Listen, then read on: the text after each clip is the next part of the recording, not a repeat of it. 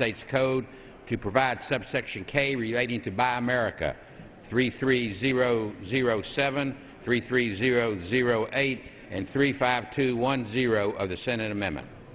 Gentleman's notice will appear in the record. Thank you. For what purpose does the gentleman from North Carolina seek recognition? Madam Speaker, I ask unanimous consent that Congressman Dan Benishek be removed as a co-sponsor of H.R. 4103. Without objection. Thank you.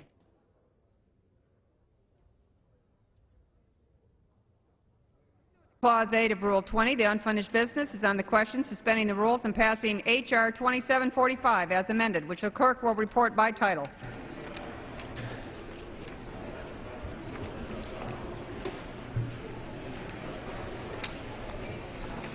H.R. 2745, a bill to amend the Mesquite Lands Act of 1986 to facilitate implementation of a multi-species habitat conservation plan for the Virgin River in Clark County, Nevada. The question is, will the House suspend the rules and pass the bill as amended? As many as are in favor signify by saying aye. Those opposed will say no. In the opinion of the Chair, the ayes have it. Two-thirds being in the affirmative, the rules are suspended. The bill is passed, and without objection, a motion to reconsider is laid on the table. For what purpose does the gentlewoman from Florida seek recognition? Madam Speaker, pursuant to House Resolution 656, I call up H.R. 4970, the Violence Against Women Reauthorization Act of 2012, as amended, and ask for its immediate consideration. The clerk will report the title of the bill. H.R. 4970, a bill to reauthorize the Violence Against Women Act of 1994. The House will be in order. Members are advised to take their conversations from the floor.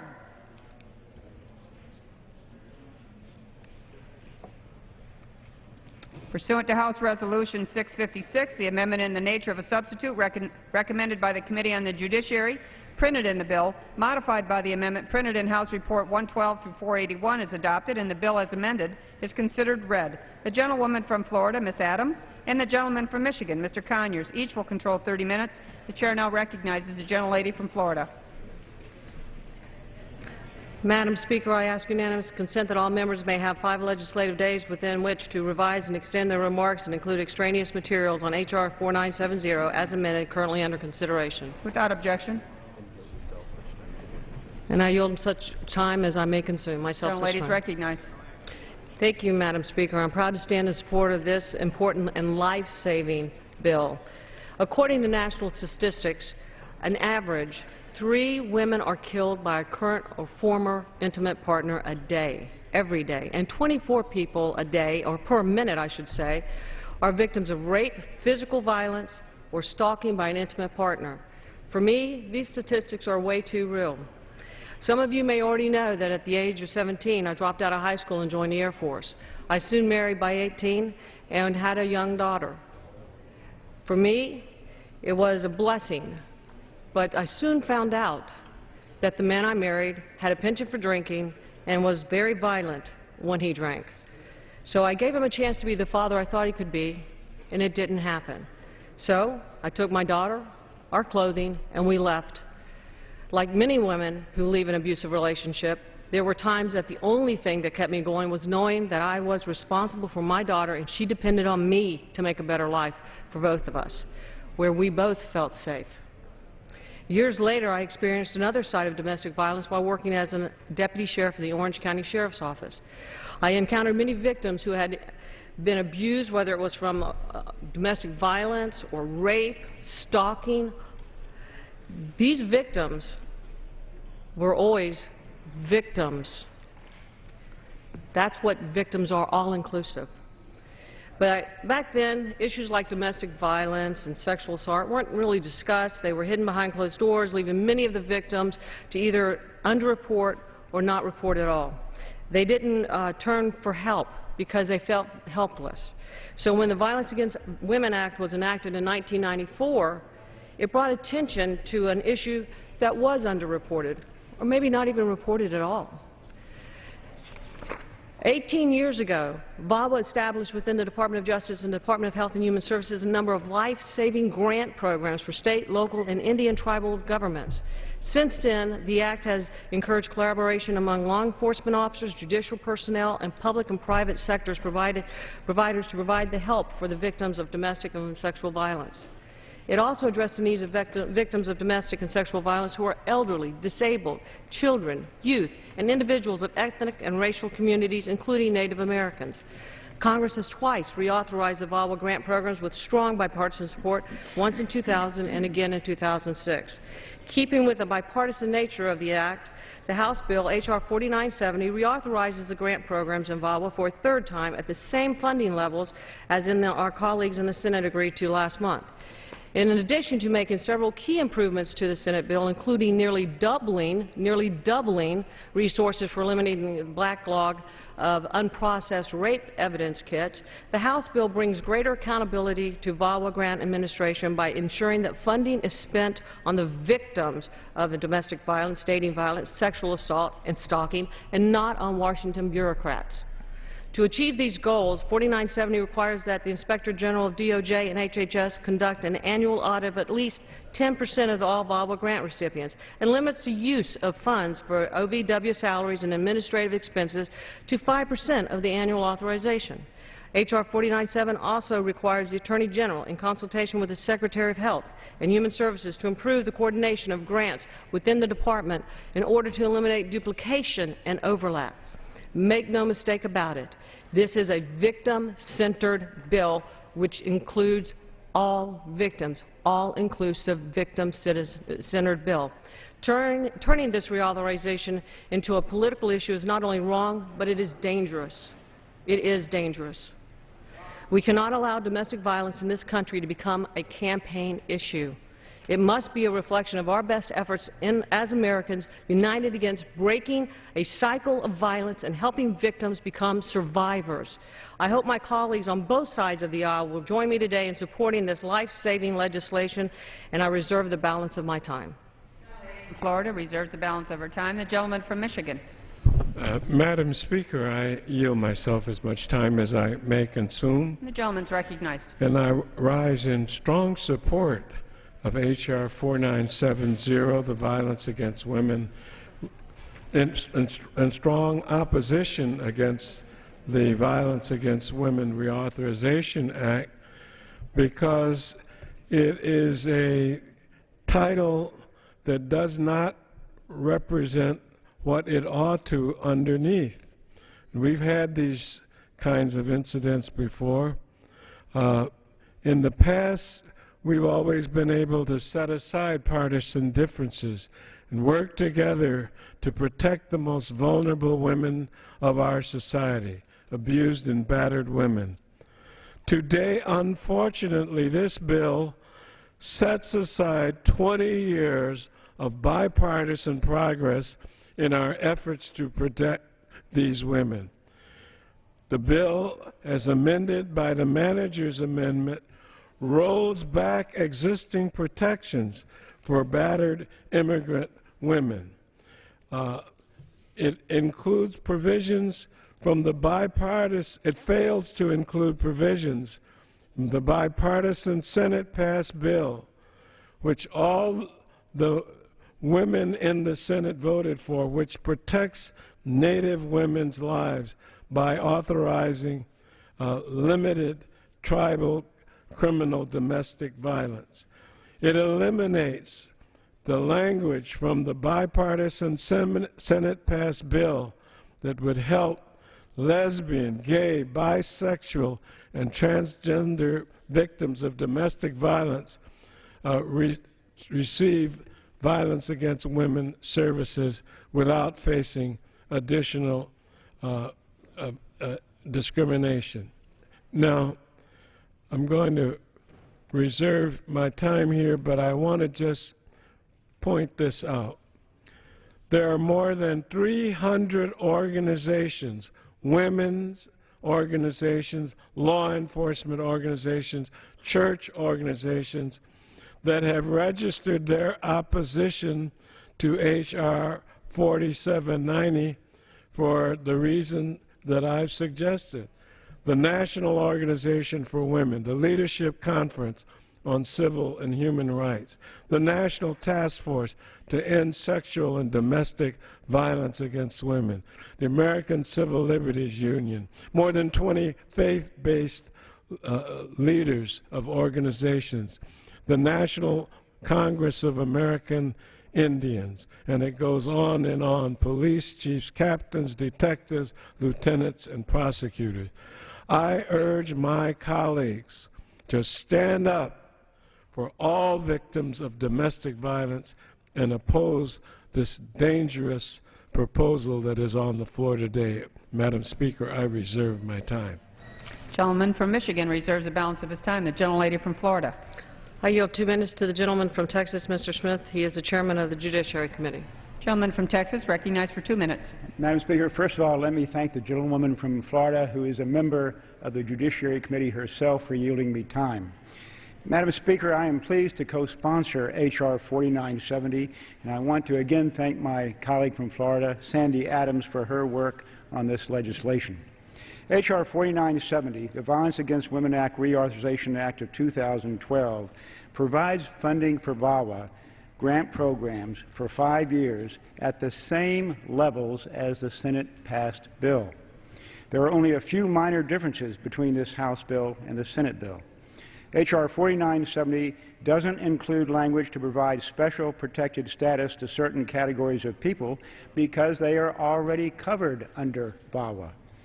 4970 doesn't include language to allow Indian tribes to prosecute non-Indians because that is unconstitutional.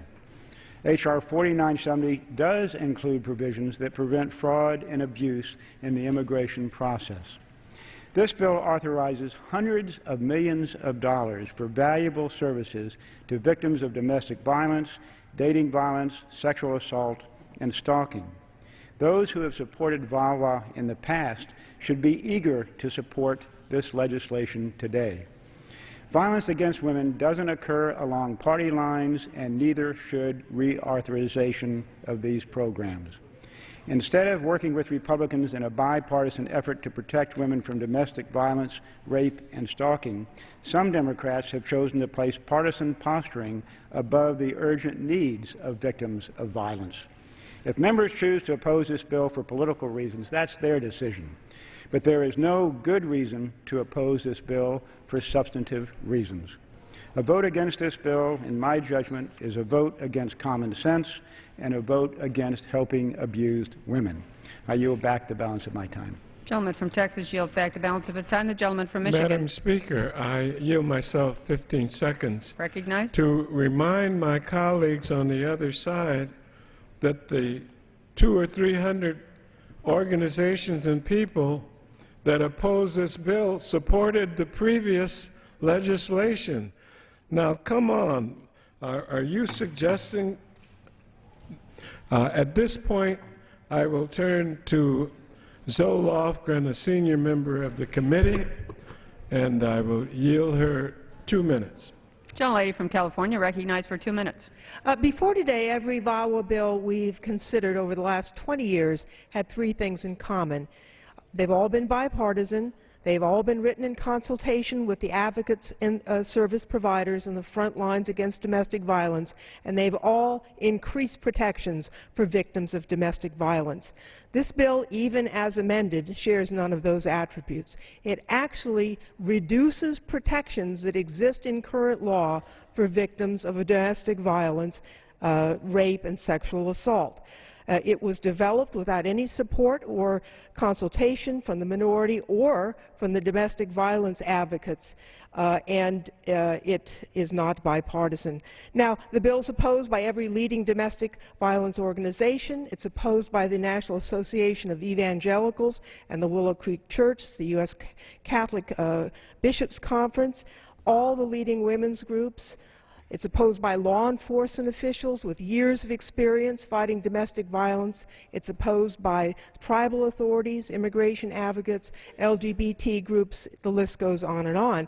So the question really is this: if everyone from the National Organization for Women and Planned Parenthood to the National Association of Evangelicals and the Catholic Church have extreme concerns about this bill, who thinks this is a step in the right direction. And as far as I can tell, the only groups who openly support the bill and the amendments are groups like SAVE and A Voice for Men, who align themselves not with battered women, but with the men who abuse them.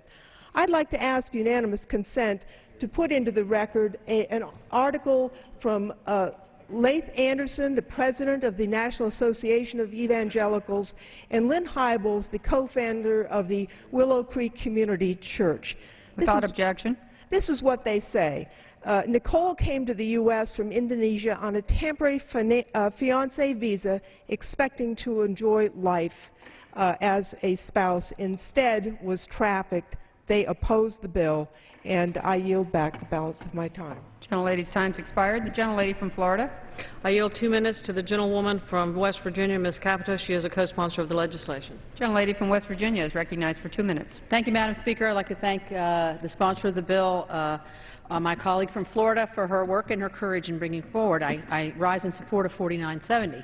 Quickly, I'd like to tell a story about a situation in my hometown where a young boy was in the car with his mother. She was being beaten by her boyfriend or her friend. She pulls the car over. He steps out of the car to try to flag somebody down to help his mother. He's 11 years old. He's hit and killed in the middle of a domestic violence situation. Tremendously tragic. We know that sexual and domestic violence can happen to anyone at any age, race, income group, religion, or gender. Worldwide, 1 in 4 women are abused. In 2001, in my own home state, 13,000 domestic violence offenses were reported to law enforcement, and half of these offenses were between family members and household members, like that young man on the interstate that night. To be safe in your community, women first need to be safe in their own homes. We have made great progress, I think, with the Violence Against Women Act that was enacted in 1994. But this current reauthorization builds on the successes of the last decade and will prevent more women and families from suffering. These women are our mothers, our daughters, our sisters, our friends, and our colleagues. VAWA is working to break the cycle of violence in this country, and by speaking and lending a hand to our neighbors, our friends, our family members, we can break the cycle and take a vocal stand against abuse. We've heard how this bill has been bipartisan in the past. It can be bipartisan right now. It can be bipartisan today. We can work out the difference. We can do the right thing. That's what we're here for that little boy on that interstate that night. Gentlelady yields Madam back. Speaker, The gentleman from Michigan. Mr. Nadler has agreed to permit Dale Kildee, the gentleman from Michigan, because of an emergency, to be recognized out of order for 1 minute. Gentleman from Michigan, recognized for 1 minute. I thank the gentleman for his courtesy. Madam Speaker, I rise in strong opposition to this bill, which is grossly inadequate in renewing vital protections for domestic violence victims. For the first time, we have a VAWA authorization that actually makes women less safe by taking away protections from previously covered groups like Native American living on reservations. My Republican colleagues will argue that this bill protects Native women by giving them access to federal courts, but in many cases the nearest federal court is over 300 miles away. Do we really expect a woman who has just been abused to get in a car and drive 300 miles for protection? And even then, there is no guarantee that the federal prosecutor will do anything. Every community in the nation, except for constitutionally recognized tribal governments, has the authority to protect its residents. The only logical solution is to return local control to tribal governments to stop domestic violence before it escalates. Instead of voting on partisan H.R. 4970, we should be considering the Senate Bill S. 1925, which included protection for Indian women. I yield back the balance of my time. I thank the gentleman. Gentlelady from Florida. Thank you, Madam Speaker. I yield 2 minutes to the gentlewoman from California, Ms. Bono-Mack, who is a co-sponsor of this important pro-victim legislation.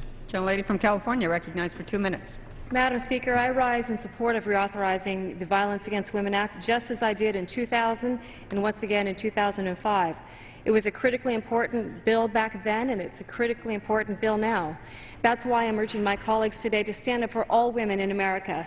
And I thank my colleague, Sandy Adams, for her very hard work and her dedication, and for sharing her personal experiences and turning into a reason to champion this bill, so I thank her for her work. But, Madam Speaker, despite a lot of hard work by advocacy groups, law enforcement, churches, schools, and so many others around our nation, violence against women continues to be an alarming problem. Murder, sexual violence, domestic violence. More than 1 million women in the U.S. will be victimized this year alone. And it's estimated that 1 in 4 women in the U.S. will experience domestic violence at some point in their lifetime. That's 1 out of 4 of every woman. As a society, we can't seem to find a way to stop this terrible sickness.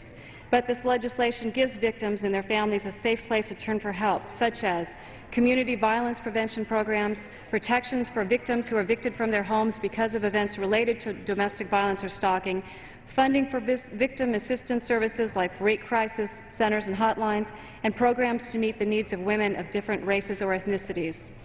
A vote for this legislation is a vote to protect women, not some women, all women. Madam Speaker, I'm very proud to represent a facility, Shelter from the Storm, in my congressional district, and I thank them for their hard work and their dedication to helping victims of domestic violence. Thank you, and I yield back the balance of my time. Gentlelady yields back her time. The gentleman from Michigan. Madam Speaker, I would like to yield to Lucille Roybal Allard of California for a unanimous consent request. Gentlelady from California. I rise in strong opposition to this bill and ask unanimous consent to revise and extend my remarks. Without objection. Madam Speaker, I now yield to a senior member of the committee, the gentleman from New York, Gerald Nadler, for 2 minutes. Gentleman from New York, recognized for 2 minutes. Thank you, Madam Speaker. This is a partisan Republican bill that not only rejects the bipartisan reforms to VAWA passed in the Senate, but would roll back protections for immigrant women that exist in current law. For example, with respect to immigration, the House Republican bill, even as amended by the manager's amendment, favors abusers by eliminating the requirement that abuser-provided evidence be investigated and corroborated before it can be used to deny victims protection. It also delays protection for battered victims by staying adjudications during pending investigations or prosecutions. The bill also fails to fully address the astronomically high rates of domestic violence against Native American women. A major cause is jurisdictional. Tribal governments cannot take action against non-Native Americans who commit acts of domestic violence, even on tribal land.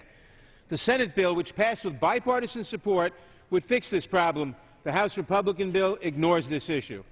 Finally, H.R. 4970 fails to make VAWA fully inclusive.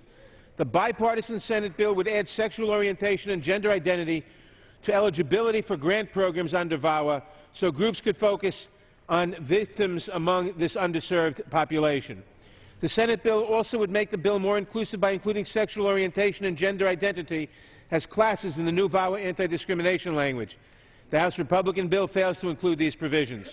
The bottom line is that House Republicans have taken an issue protecting women from violence that used to be bipartisan and made it partisan, just like everything else. Maybe women across America should not be surprised, as this majority has been waging a war on them since the beginning of this Congress. But, my friends, we do not have to let this stand. I ask my colleagues to join me in voting against this bill. Let us reject this partisan VAWA reauthorization and work as the Senate did on passing a bipartisan measure, or better yet, simply pass the very good bipartisan Senate bill. We don't need a retrogressive House bill that goes back on existing protections. The Senate did a fine job on a bipartisan basis. We should pass their bill. I yield back the balance of my time. The gentleman's time's expired. The gentlelady from Florida. I'm pleased to yield 2 minutes to the gentlewoman from Missouri, Ms. Emerson. Ms. Emerson is also a co-sponsor of this important pro-women legislation. Gentlelady from Missouri is recognized for 2 minutes. Madam Speaker, in every state and every congressional district, I dare say in every community in our nation, there's domestic violence.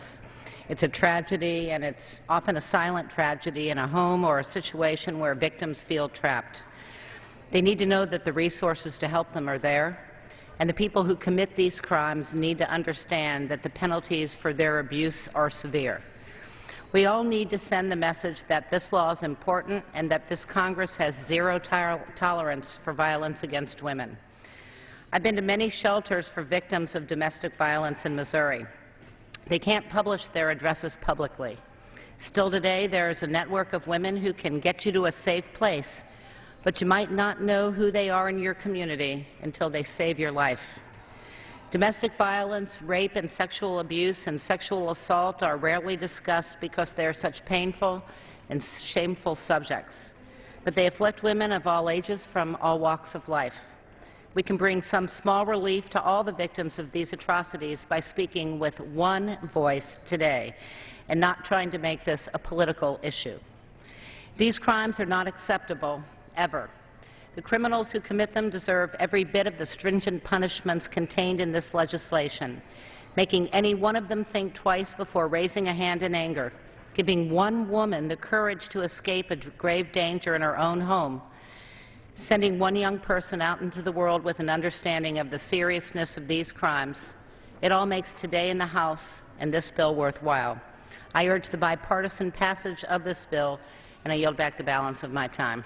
The gentlelady yields back the balance of her time. The gentleman from Michigan. Thank you, Madam Speaker. I'm pleased now to recognize the gentlelady from California, Judy Chu, a member of the committee, for 1 minute. Gentlelady from California, recognized for 1 minute. As a former rape counselor, I've gone to emergency rooms and seen the damage that sexual assault and domestic violence has caused. That is why I was so relieved when the Violence Against Women Act passed. And for the last 20 years, members of Congress from both sides of the aisle have come together for legislation to protect women from violence. But not anymore. Though the Senate passed a bipartisan bill to reauthorize VAWA with the support of 15 Republicans, including every female Republican senator, this Republican House bill differs greatly. It declares war on women. The manager's amendment tries to make some changes, but don't be fooled. They are just small tweaks designed to pull the wool over women's eyes. They are trying to sneak in a bill that still fails to protect all women, leaves LGBT victims out, and prevents Native American women from seeing their abusers prosecuted. Let me be clear. This bill still rolls back existing law. For instance, with this bill, there's a new expedited deportation for any abused immigrant woman coming forth who's had even the slightest of error in her report. If she's gone to an emergency room and is under pain, and she has an error in her report, then she would be deported. Let's make sure that this bill does not pass, and I urge that you do not support this bill. Gentlelady from Florida. I yield 2 minutes to the gentleman from Wisconsin, Mr. Sensenbrenner. He is a co-sponsor of the legislation and the distinguished chairman of the Judiciary Crime Subcommittee. Gentleman from Wisconsin, recognized for 2 minutes. Thank you, Madam Speaker. I can't believe what I'm hearing on the other side of the aisle. I was the author of the last reauthorization of VAWA. It passed this House 415 to 4. And many of the members who are complaining about the inadequacy of the present law weren't around to try to strengthen it. They didn't attempt to propose amendments. And instead, they seem to have fallen for the contagion that started on the other side of the Capitol by expanding the scope of the law in a very controversial manner, by making an issue of whether a non-Indian can be prosecuted in a tribal court, which brings huge constitutional issues because the Bill of Rights does not apply in tribal courts. And I don't think it is the authors of this bill, and particularly the gentlewoman from Florida, Ms. Adams, who have anything to do with making this a partisan bill. It is the people on the other side of the aisle, on both sides of the Capitol, that have decided to use this as a political issue. And there was one member of the other body that said the Republican Party has declared war on women. That's not the case. This bill increases authorizations, it makes it more effective, it limits administrative expenses so that the money is spent on victims. It really is a victims' rights bill. And if those who are up here complaining about this legislation and strongly opposing it result in its defeat, the first casualty of the war on women is going to be the most important bill that has protected women for the last 18 years, the Violence Against Women's Act. Madam Speaker, if the people on the other side are successful, the blood of the defeat of this bill will be on your hands, not on ours. I yield back the balance of my time. Gentleman yields back. The gentleman from Michigan. Speaker, I yield myself 15 seconds to remind my dear friend from Wisconsin, when he was chairman of the committee, in the 2005 Judiciary Committee report, he said these protections are designed to ensure that abusers and criminals can, 15 seconds additional, cannot use the immigration system against their victims, as abusers are known for, interfering or undermining their victims' immigration cases and encouraging immigration officers to pursue removal actions against their victims. Madam Speaker, I am now pleased to yield to the distinguished member from Illinois, Mike Quigley. 1 minute. Gentleman from Illinois, recognized for 1 minute. Thank you. I agree it's not political, but the Senate had it right. And every year we reauthorize this, we expand who we're protecting. The scenery is moving behind us as well. We need to make sure we take those people into consideration. Strive as you might to avoid trying to protect LGBT victims, the Senate had it right, and we should do that here. According to a recent survey of service providers who work with LGBT victims, 85% work with victims who have been denied services because of his or her sexual orientation or gender identity. Gender-neutral language is not sufficient. Gay men are not turned away from shelters because they're men. They're turned away because of discrimination based on their sexual orientation. Discrimination is real. Violence is violence. Personal stories matter, but they should matter to everyone. Every one of these people are citizens of our country, deserve equal protection. Discrimination is real. We can't pretend it exists or hope that we don't have to have a 15 additional seconds to the gentleman. I know there are folks who don't want to in any way possibly have a pro-gay vote on there, but this is protecting human beings. It's the right thing to do. It should have been in this part of the bill. I suggest everyone vote no. Gentlelady from Florida. Thank you, Madam Speaker. I would yield 10 seconds to myself just to point out that the survey that we've heard about was received back, and what the complaint was the lack of data that it received. And I will remind my colleagues on the other side that this bill and the current law protects all victims. And I now yield to 3 minutes to the gentlewoman from Ohio, Ms. Schmidt, who is a co-sponsor of the legislation. Gentlelady from Ohio is recognized for 3 minutes. Thank you, Madam Speaker, and I rise today in strong support of H.R. 4970, the Violence Against Women's Reauthorization Act of 2012. And I'd like to commend my good friend, Ms. Adams from Florida, for spearheading this reauthorization. Ms. Adams is a former law enforcement officer and knows the effects of domestic violence all too well, and the chronic problems that we are faced with in this country. You know, we've all heard the statistics. The following are directly from the National Coalition Against Domestic Violence. 1 in 4 women will experience domestic violence in her lifetime. 1 in 4. The health-related cost of intimate partner violence equals at least $5.8 billion annually. 1 in 6 women and 1 in 33 men have experienced an attempted or completed rape. You know, men aren't immune from this either. 30 to 60% of perpetrators of intimate partner violence also abuse the children in the household. Domestic violence is one of the most chronically underreported crimes for good reason. These are difficult statistics, Madam Speaker, and they are certainly not easy to think about, but that's the reality we face in America.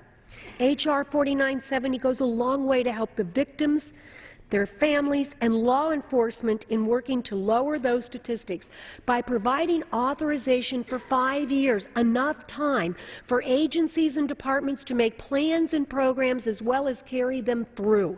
Penalties for sexual assault and abuse are made stronger, and improvements are made in emergency housing for victims, and great strides are made to end the backlog of testing rape kits.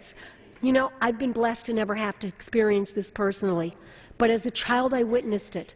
My mother had a friend who ended up so violently attacked, so physically harmed, that she stayed at our house until she could finally get well enough, and my mother finally talked her to getting out of that environment. But that was the fourth or the fifth time that that lady, Rita, I won't give her last name, ended up staying in our house. But you know, when I was a young adult having children, a friend of mine again had the same issue happen to her. And what I realized was we didn't have anything in Claremont County to help them. We had a homeless shelter that was very marginal. And so I worked with the county prosecutor. You know, I'm a runner. For 15 years we put on a 5K to put money in the pot to keep that homeless shelter open so that women had a place to go. But, Madam Speaker, we can't continue to go back on the backs of good volunteers in America. We as a government have to help these women too. And if we had those programs in place, Rita wouldn't have ended up at our house. She would have ended up in a place that could have psychologically and physically helped her. If we had these programs in place, my friend Karen wouldn't have had to have been on the street as well. And so I urge my colleagues to let's face this reality head on, and let's vote for this bill. It's time we do it for our women. Time's expired. Gentleman Speaker, from Michigan. I yield myself 15 seconds. Gentleman's recognized. I asked the floor manager, more than 300 organizations oppose this bill. The American Red Cross, the National Council Against Domestic Violence. Who supports it?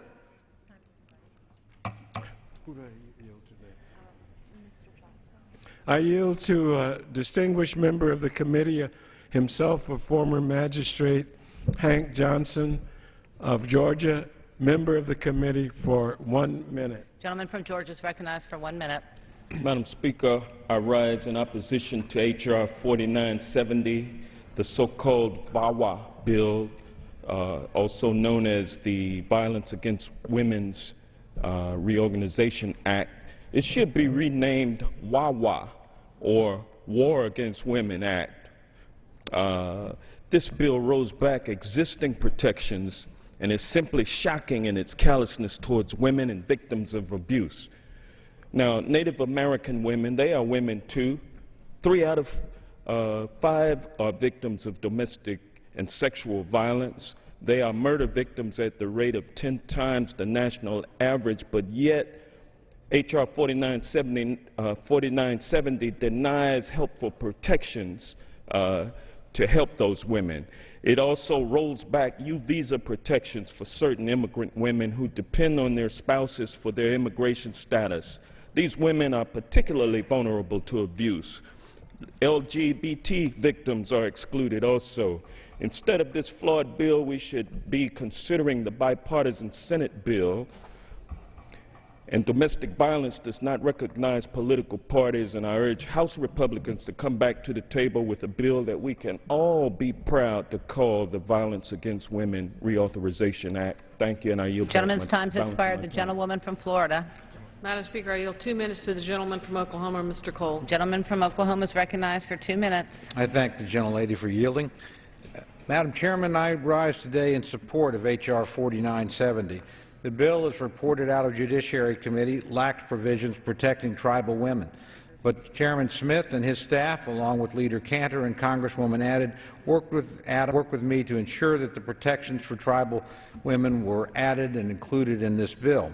This bill does not change any existing authority that the tribal courts possess, but adds an additional tool in federal court to combat violence against tribal women. The bill includes a mechanism for tribes to petition a federal court on the victim's behalf, which is important to victims of limited means living in remote locations.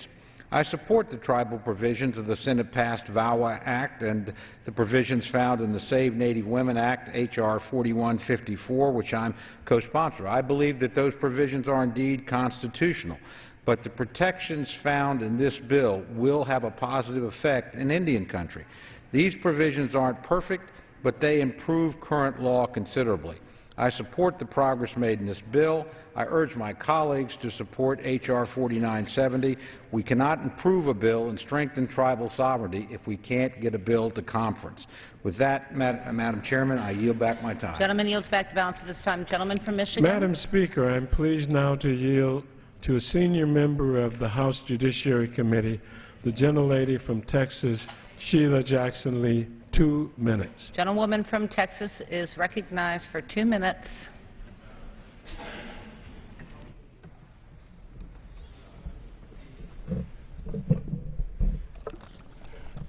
Why do we find ourselves here today having this kind of debate that calls upon the higher angels of all members, recognizing that as I stand on the floor today, some woman is losing her life. She may be a Native American woman. She may be from the LGBT, or that individual may be from the LGBT community or the immigrant community. Why are we here today divided when all we needed to do was to work in a bipartisan manner with the Senate bill who tracked the process and the strategy and the approach that we've used in all of the reauthorizations of VAWA. We have always expanded it to reach the needs of new victims. What do you say to a Native American woman when you limit the ability for that woman to be protected? In fact, in particular, you make it that much harder. For what you do is that it authorizes tribal governments to seek protection orders on behalf of victims with or without their protection or permission, violating the core principles that such victims must have autonomy. Why that language? With respect to the LGBT community, when my friends on the other side will say they're already protected, but we realize that the clarity of the law gives the protection that is necessary when someone is desperate, because as the federal government passes laws, it permeates to counties and cities and hamlets who need to have the interpretation to ensure that the law is equally applied. And so this is why we call for the passage of the Senate bill and a bipartisan bill. And my own friends on the other side of the aisle, 7 Republicans wrote Chairman Smith and said, we want the bipartisan bill. That's what we're asking for, not anything extraordinary. And when you talk about providing for rate kits, and someone says on the other side, we've increased it to 75% to address the backlog. Well, in actuality, they have not, because they've taken money from some other programs. And so, Madam Speaker, all I can say is, why are we here? Let us stand united to help women. Let us not default on our allowance that we've been given to serve the American people and the women who are desperate. Someone is dying as I speak. Vote for the Senate bill. Let us do this in a bipartisan way. I yield back. Time has expired. The gentlewoman from Florida. Madam Speaker, I yield 3 minutes to the gentlewoman from North Carolina, Ms. Myrick, who is also a co-sponsor of this very good legislation. Gentlewoman from North Carolina is recognized for 3 minutes. Thank you, Madam Speaker. I'd like to thank the Judiciary Committee for bringing this bill forward, and a special thanks to Sandy Adams for the incredible work she's done on this bill. It took tremendous courage on her part to produce a good bill in the face of tremendous, relentless partisan attacks. Sandy has seen this challenge to women and what they face daily as a former law enforcement officer. And as a woman, I'm proud of this bill. And it reauthorizes the Violence Against Women Act programs for 5 years and provides more than $600 million per year to help prevent domestic violence and protect those victims of abuse. For almost 2 decades, VAWA provisions have helped women across the country, and Congress needs to continue these important initiatives. You know, most of us know of domestic violence situations that take place in our districts all the time, unfortunately, and again, unfortunately, this problem is increasing all across the country, and the need for help is huge. So it's very important that we provide the resources to the women who are being abused, and they can have a place to go and someone to help them to get through what has to be an absolutely horrible experience in their life. Thank goodness I've never experienced it. Our bill offers significant improvements. There's greater accountability and transparency with the funding of these programs, and we've strengthened the penalties against abusers. So important. And we've improved the services and protections for younger victims. Lastly, we've streamlined and updated the immigration provisions in the bill to address considerable fraud while still offering protections under the Violence Against Women Act, the statutes that are there to protect immigrant victims. So I'm very proud to offer my support for the bill, and I'm very proud to be a co-sponsor. And I urge all of my colleagues on both sides of the aisle to support this reauthorization. And I yield back the remainder of my time. Gentlewoman yields back. The gentleman from Michigan. Madam Speaker, I am pleased to recognize Linda Sanchez, a distinguished member of the House Judiciary Committee, for 1.5 minutes. Gentlewoman from California is recognized for 1.5 minutes. Thank you. Madam Speaker, I rise today to oppose this Republican bill that dangerously leaves victims of domestic violence worse off than they are under current law. To say that this legislation builds on current law is patently false. Our Senate colleagues passed a strong version of the Violence Against Women Act with broad bipartisan support. Every Republican woman in the Senate voted in favor of it. Instead of crafting a bill of similar strength, my Republican friends in this body have insisted on taking back crucial protections for abused victims throughout our country. This Republican bill makes it more difficult for immigrant victims to work with law enforcement to report and help prosecute serious and violent criminals. This Republican bill pretends the LGBT community doesn't exist and would allow victim service organizations to discriminate against LGBT victims when they seek help.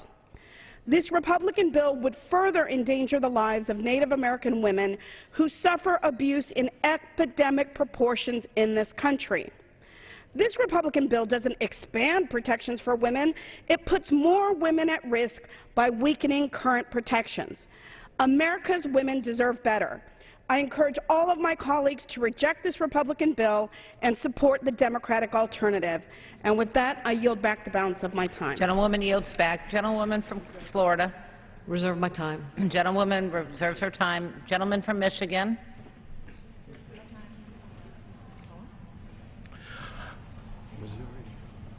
I'm pleased now to yield to the distinguished gentlelady Betty McCollum for 1 minute. Gentlewoman from Minnesota is recognized for 1 minute. I oppose this bill. For the first time, the Violence Against Women Act is now a divisive piece of legislation. We could be voting on a bipartisan bill already passed by the Senate, but instead the Tea Party majority of the Republicans have chosen to bring a bipartisan discriminatory bill to the floor today, and it eliminates protections for victims of violence crime. All women who experience violence have the right to be protected. They need to know that their attackers will be tried in a court of law. And the purpose of VAWA has always been to ensure that all victims of violence are protected and that all their basic human rights are upheld, no matter what one's sexual orientation, ethnicity, or legal status in this country is. This country fails to protect all women, and that's why this legislation failed to get the support from the advocates and from the women all across this country. I oppose this measure, and I encourage my colleagues to vote no. Thank you. I yield back. The gentlewoman yields back. Gentlewoman from Florida. Reserving our time. Gentlewoman reserves her time. Gentleman from Michigan.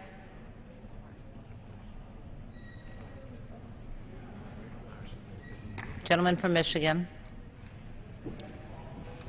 Madam Speaker, what's the time left on both sides? Gentleman from Michigan has 13 1/4 minutes remaining, and the gentlewoman from Florida has 9 1/2 minutes remaining. Thank you very much. At this time, Madam Speaker, I would like to recognize the gentleman from Washington, Rick Larson, for 1 minute. Gentleman from Washington is recognized for 1 minute. Excuse me. Madam Speaker, in 2006, I, along with Senator Cantwell, made sure that the International Marriage Broker Regulation Act, or IMBRA, was enacted as part of the last reauthorization of VAWA. It put regulations in place to protect foreign women brought here through the mail-order bride industry to keep them from falling prey to serial abusers. Pushing this legislation forward 6 years ago was important to me because a young woman named Anastasia King, a so-called mail-order bride, was found dead. She'd been strangled to death by her husband and buried in a shallow grave in 2000 in a wooded area in my district. Her husband had a domestic violence order, protection order issued against him from a previous wife. Indel King killed Anastasia because he wanted to get a new bride and didn't want to pay for a divorce. The VAWA bill being considered in the House today does not go far enough to strengthen those same protections that we established in 2006. It leaves out important amendments to IMBRA that passed in the bipartisan Senate bill, like putting penalties in place to keep a man like Indel King from simply lying about his violent history so as to lure yet another woman here to be abused and discarded. We must use this reauthorization process to strengthen protections against abusers, not strengthen abusers' upper hand. We must use this reauthorization process to reaffirm that VAWA's protections are for all victims, including tribal women and LGBT individuals. With that, I yield back. Gentleman's time has expired. Gentlewoman from Florida. Reserving my time. Gentlewoman reserves her time. Gentleman from Michigan. Madam Speaker, I yield myself 30 seconds. Gentleman's recognized for 30 seconds. This is the third time I've asked my friends on the other side to please tell me why all of the women's organizations, law enforcement organizations, some 200 plus, are against this bill, and all of them were supporting the previous bill. I yield to the distinguished manager of the bill, a dear friend of mine, for a response. Thank you, Mr. Conyers, and I will tell you, shame on them. Shame on them. This bill reauthorizes VAWA for 5 years at the same levels as the Senate. It protects victims. Does the gentleman seek additional time? All right, I will yield myself 30 more seconds. To engage in a colloquy? Since we're shaming on every organization that protects women, would you tell me who supports the Republican version of the bill? Name somebody. Well, Mr. Conyers, I can say I do. And I know that we have a list of them, and I will tell you this, Mr. Conyers, that I have sat quietly and tried to behave here. But what I am offended when I hear that this does not protect victims. I am offended when I hear that we are politicizing something that was politicized on the other side, in the other chamber, and by the other side of the aisle. So I have very much concern about that, because as someone who has been in the situation, who has been on the scenes of these crimes, we are trying to reauthorize something that is very important to victims across our nation. Victims, not politics. And that's where I stand on this issue. Well, Gentlewoman from Florida. I'll give myself 30 seconds more. I've asked why hundreds of organizations are supporting it, and you say shame on them. I ask who's supporting the Republican measure, and you say I am. Well, I'm glad to know that. And I think that just about tells everybody where the logic and the support for this bill is. There is none. It's a Republican, not a prank, but a serious blow to women, and that's what the organizations know, and that's why, Gentleman's time has expired. They're opposed to this bill. Gentleman's time has expired. The gentlewoman from Florida. Reserving our time. Gentlewoman reserves the balance of her time. Gentleman from Michigan. Thank you, Madam Speaker. I yield a minute to Zoe Lofgren, a member of the committee. The woman from California is recognized for 1 minute. Excuse me, I'll yield to her 2 minutes. Gentlewoman is recognized for 2 minutes. I think sometimes it's helpful to get into the nitty-gritty of legislation.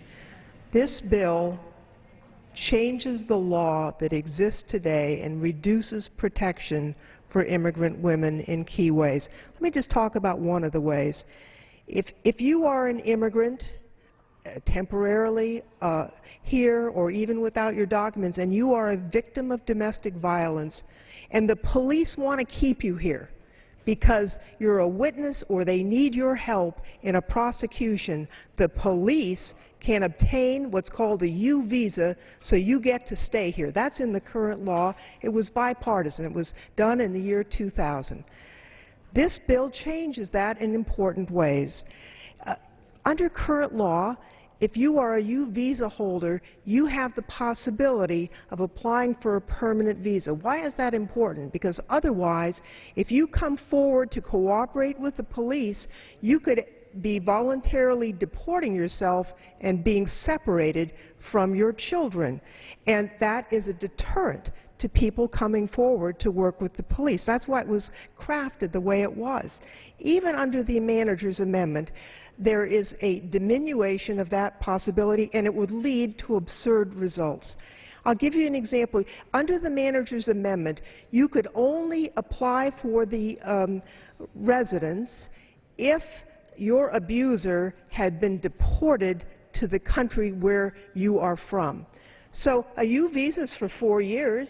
If your abuser is serving a 5-year sentence, you have to be deported, and then your abuser will come after you the next year. It's a stupid provision, unfortunately. I can't believe that that's the intended result. I know Ms. Adams is sincere, but that's what's in the bill, and that's why people object to the bill. That, among many other provisions that will endanger women and take us back from where we were. I think that when you take a look at not just the groups that support the Senate bill instead of this, but the groups that support this bill who embrace abusers, you know where you need to stand, and that's not with this bill, despite the sincerity of the author. Expired. The gentlewoman from Florida. I yield such time to myself as I may consume. Gentlewoman is recognized. Let me first clarify. The bill requires that U visa holders actually assist law enforcement. Current law does not. Let's make that very clear. The other thing is we do want them to cooperate because we do want those perpetrators off the streets. We want to make sure they're off the streets so that no other victim is victimized. You know, in the earlier version of the bill, when I was very concerned about what about the next victim? If we do this and we don't address this, what about the next victim? Which victim doesn't make it out of that house? And I've heard my colleagues on the other side talk about how we're trying to do something because of immigration. No, we're trying to do something to protect the victims and the next victims if we don't get the violence, the circle of violence stopped. It always repeats itself.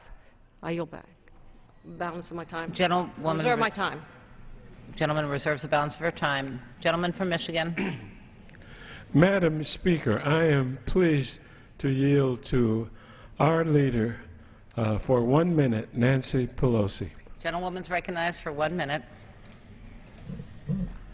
Thank you very much, Madam Speaker. I thank the gentleman for yielding. I thank him for his leadership on this important issue, not only as this legislation comes to the floor, but for the past couple of decades on the subject.